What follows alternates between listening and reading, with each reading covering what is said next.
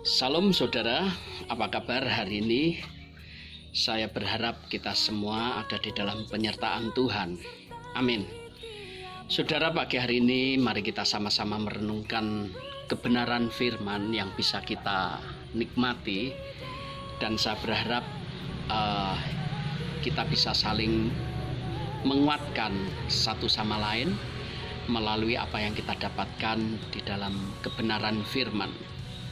Saya hari ini mengajak saudara untuk melihat di dalam Lukas pasal 8 ayat 53. Firman Tuhan di sana dikatakan, mereka menertawakan dia karena mereka tahu bahwa anak itu telah mati. Semua orang menangis dan meratapi anak itu, akan tetapi Yesus berkata, jangan menangis, ia tidak mati tetapi tidur. Amin. Saudara, hari itu ada persoalan serius. Anak keluarga Yairus yang mengalami kematian. Anak dari Yairus yang saat itu mengalami satu vonis yang tidak bisa diubah lagi oleh kekuatan manusia.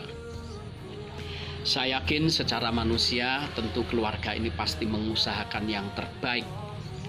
Namun yang terbaik baik saat itu maupun saat ini tetap tidak bisa menahan bila kematian sudah datang. Saudara, hal tersebut bahkan dikonfirmasi oleh sahabatnya di dalam ayat Lukas pasal 8 ayat 49. Ketika Yesus masih berbicara, datanglah seorang dari keluarga kepala rumah ibadat itu dan berkata, anakmu sudah mati, jangan lagi engkau menyusah-nyusahkan guru. Saudara, bagi manusia, kematian adalah kematian. Artinya sudah tidak ada lagi otoritas apapun yang mampu mengubah keadaan tersebut. Namun tidak demikian dengan Tuhan Yesus.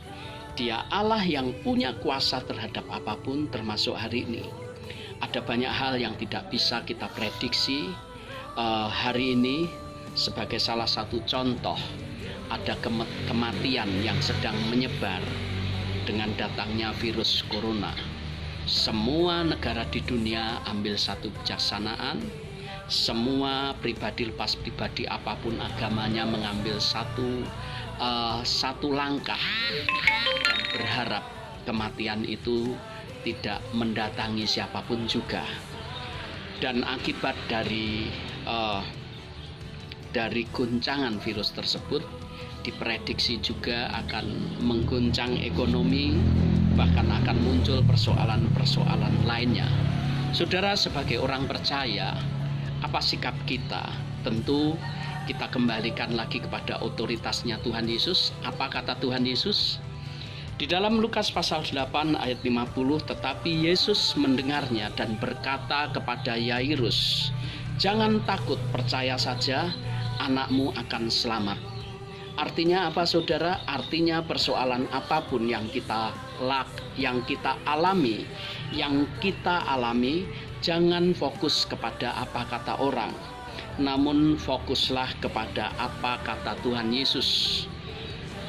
Hidup ini banyak masalah, saudara. Hidup ini kita tidak bisa menjamin bahwa masalah itu akan pergi begitu saja. Tetapi saat itu saudara dan saya hadapi, fokuslah terhadap perkataan Tuhan. Hidup saya dan saudara ada di dalam tangan Tuhan.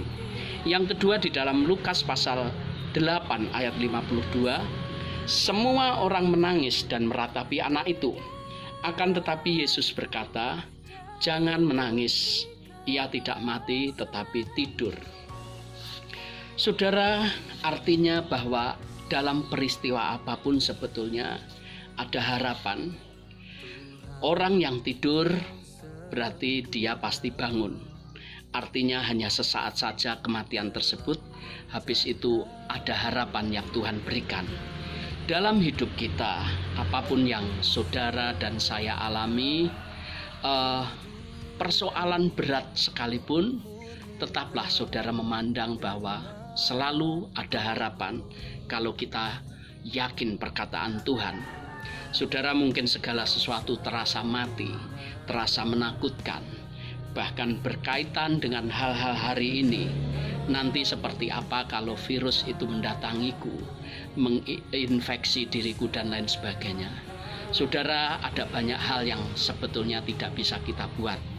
Kita bisa berjaga-jaga, tetapi hidup kita ada dalam tangan Tuhan. Percayalah, ada harapan, ada campur tangan Tuhan. Yang ketiga, di dalam Lukas pasal 8 ayat 53, mereka menertawakan dia karena mereka tahu bahwa anak itu telah mati. Saudara, apa jadinya kalau itu diperhadapkan kepada kita? Anakmu sudah mati, persoalanmu sudah tidak ada jalan keluar. Saudara, kembali kepada perkataan Tuhan, hidup kita ini ada di dalam kendali Tuhan. Jangan ikut apa kata orang, namun ikutlah apa kata Tuhan. Walaupun fakta lahiriah berkata, anakmu sudah mati, persoalanmu sudah tidak ada jalan keluarnya lagi. Kembalikan saja kepada Tuhan. Saya mengajak saudara, mengajak kita semua untuk percaya bahwa bagi Tuhan tidak ada yang mustahil. Hidup ini ada dalam kendali Tuhan. Untuk itu saudara, awali hari saudara setiap hari dengan doa, dengan mengucap syukur, dan yakinlah bahwa Tuhan itu memegang segala sesuatu. Tuhan punya kendali di dalam hidup kita. Bagi Tuhan tidak ada yang mustahil. Awali dengan langkah iman tersebut. Di dalam Lukas pasal 8 ayat 54, perkataan Tuhan dibuktikan. Yesus memegang tangan anak itu dan berseru, katanya, "Hai anak, bangunlah." Maka kembalilah roh anak itu dan seketika itu juga ia bangkit berdiri. Lalu Yesus menyuruh mereka memberi anak itu makan. Haleluya.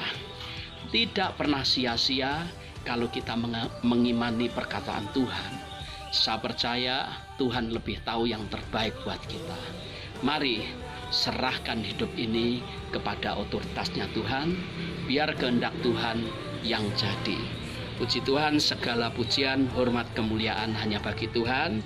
Amin. Tuhan memberkati. Semangat.